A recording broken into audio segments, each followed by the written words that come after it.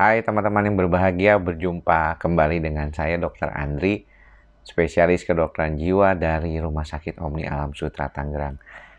Sedikit lagi mungkin saya mau tidur, jadi sebelum tidur saya mau menyapa teman-teman semuanya yang mungkin saat ini sedang mengalami masalah-masalah kecemasan, mengalami masalah-masalah psikosomatik.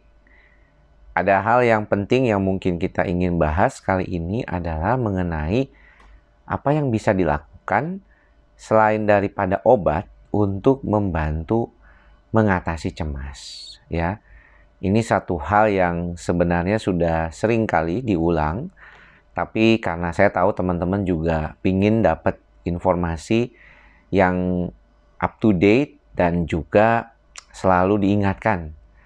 Dan saya tentunya senang saja sih mengingatkan teman-teman ya, karena usaha kita ini akan menentukan keberhasilan dari kondisi cemas kita. Jadi bahas kita satu-satu. Pertama adalah bahwa banyak di antara kita yang merasa bahwa orang yang mengalami kecemasan itu memang sudah sulit untuk diperbaiki. Jadi ini biasanya terkait karena masalah kecemasan ini kan sudah berlangsung cukup lama ya. Jadi orang itu udah terlalu terbiasa dengan pola pikir yang seperti itu. Kalau teman-teman perhatikan, bahkan ada beberapa dari kalian, teman-teman mungkin yang mengatakan bahwa saya ini memang sudah lama banget ya, sudah puluhan tahun ya, punya pikiran yang cemas, punya hal-hal yang mungkin selalu saya khawatirkan gitu ya. Dan memang demikianlah kebanyakan orang-orang yang mengalami gangguan kecemasan ya. Mereka rata-rata tuh punya kecenderungan, orangnya punya sifat tuh pencemas, was-was, khawatir berlebihan, terutama juga khawatir akan apa yang dikatakan oleh orang lain terhadap dirinya. Jadi menurut saya ketika kita berhadapan dengan situasi kecemasan yang sudah menjadi gangguan atau istilahnya sudah jadi penyakit kecemasan, maka yang paling penting harus diupayakan adalah bagaimana mengubah perilaku-perilaku yang membuat kita makin cemas. Dan itu harus kita lakukan. Gangguan cemas, penyakit cemas itu agak beda dengan gangguan infeksi bakteri. Karena yang disasarnya dari gangguan kecemasan ini adalah pikiran, perasaan, dan perilaku dari kita. Sedangkan sumbernya adalah di otak. Tempat kita juga melakukan aktivitas sehari-hari atas perintah otak kognitif kita. Atau kita belajar, kita melakukan sesuatu, ya, bahkan kita merencanakan sesuatu. Makanya nggak heran kalau orang yang mengalami gangguan kecemasan berlebihan sampai punya gejala gangguan kognitif atau gangguan proses atau pola pikirnya. Jadi teman-teman tuh jadinya makin sulit gitu. Di satu pihak kita perlu mengubah pola pikir kita agar tidak semakin banyak problem begitu. Jadi saya kira ini adalah sesuatu hal yang penting nih untuk belajar menyadari bahwa kita punya perilaku seperti itu. Orang suka nanya kan caranya gimana dok? Caranya memang mau tidak mau harus belajar. Ya belajar satu demi satu. Misalnya biasanya tuh kan kita punya perencanaan tuh jangka panjang misalnya. Pelan-pelan nih coba deh saya mikirnya cukup 1 minggu aja. Dan selalu usahakan proses pikir saya itu berada di kondisi sekarang dan saat ini. Jadi nggak terlalu mikirin sampai ke depan gitu, sampai kayak orang bingung gitu ya, mau mesti apa yang dilakukan di ke depan nanti gitu.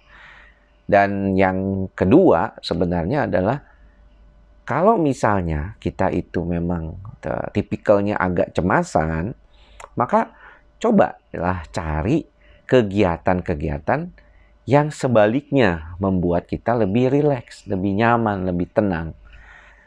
Tahu sih sekarang ini eranya di mana-mana agak sulit untuk berkumpul, PPKM segala macam harus masuk pakai aplikasi Peduli Lindungi misalnya. Tapi kita kan bisa melakukan itu sepertinya di rumah gitu. Seperti saat ini saya berada di kamar, istri saya sedang menemani teman anak-anak untuk tidur.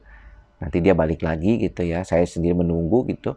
Dan saat lagi kondisi me time gini ya, meditasi tadi, misalnya membaca parita, kemudian juga menikmati suasana hening ini gitu ya, dan berasa di dalam tubuh kita itu perasaan yang nyaman, bersyukur karena bisa menikmati kesendirian ini gitu ya, me time gitu, dan upayakan relax gitu. Bahkan kalau misalnya sedang olahraga pun, habis olahraga kita merasa bersyukur karena kita bisa relax gitu saat melakukan olahraga gitu. Jadi ini yang perlu diperhatikan gitu ya. Jadi kalau ditanyakan caranya gimana, saya kira ambil waktu 30 menit ya sebelum Anda tidur mungkin. Lepas dari handphone, saya udah nggak pakai lagi, nggak pegang handphone kecuali lagi bikin rekaman ini.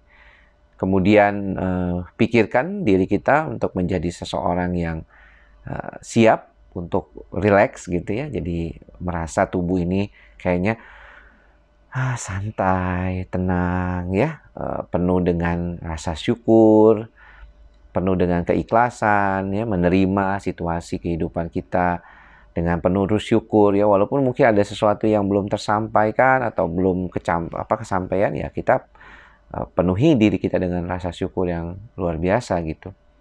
Dan lakukanlah itu berulang gitu ya, sampai akhirnya kita bisa menemukan bahwa situasi kondisi kehidupan kita ini adalah sesuatu yang bisa kita ajak ke suatu proses relaksasi. Dan itu dikuatkan terus-terusan, jadi sampai setiap hari dilakukan, sengaja memberikan waktu 30 menit itu untuk me time sendiri gitu, waktu sendiri untuk relaksasi. Jangan pakai handphone, karena handphone itu bagaimanapun dia akan menambah banyaknya kondisi-kondisi yang tidak menyenangkan. Kalau Anda mau menggunakan untuk membaca kitab suci, sembahyang, zikir, doa rosario, ya, kemudian juga mungkin melakukan doa-doa yang lainnya, silahkan aja. Ya, yang paling penting pada saat itu Anda benar-benar sadari dalam keadaan nyaman. Jadi dua hal ini yang perlu dilatih Anda setiap hari gitu ya. Jadi mengupayakan situasi itu terjadi setiap harinya. Ada waktu me time dan juga mengupayakan pemikiran supaya pemikiran itu atau perilaku itu bisa berubah. Diniatkan gitu ya, bahwa saya akan berubah menjadi orang yang lebih sabar, lebih tenang, lebih ikhlas. Saya bukan lagi orang-orang yang mengalami masalah-masalah sebelumnya. Oke, teman-teman, jangan lupa untuk selalu fokus pada mantra kita bersama, ikhlas, sabar, dan sadar. Semoga semua makhluk berbahagia. Sampai bertemu lagi di kesempatan yang berbeda. Salam sehat jiwa. Bye-bye.